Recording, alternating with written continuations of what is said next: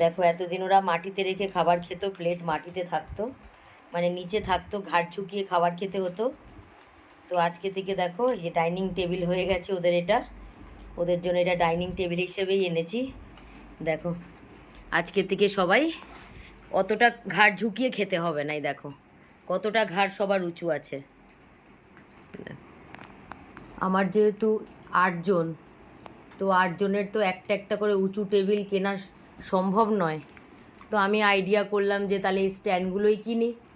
তাই স্ট্যান্ডগুলো তো উঁচুও হবে আর লাইন দিয়ে সবার হয়ে যাবে। এই যে 6 জন, এখানে মিনুমা থাকলে মিনুমারও হয়ে যেত।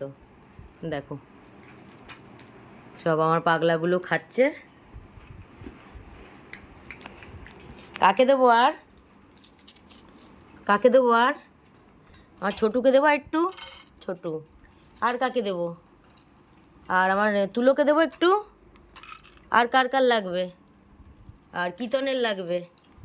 আচ্ছা কীর্তন আর একটু, কীর্তনের লাগবে। আর কার লাগবে না? আর কার লাগবে না। কাঠবিড়ালি তো খেতে খেতে ভোর হয়ে যায়। এই যে আমার পাগলাগুলোর খাওয়া দাওয়া চলছে নতুন ডাইনিং টেবিলে। তো আমার পাগলাগুলোর এই ডাইনিং টেবিলটা কেমন হয়েছে তোমরা কমেন্ট করো।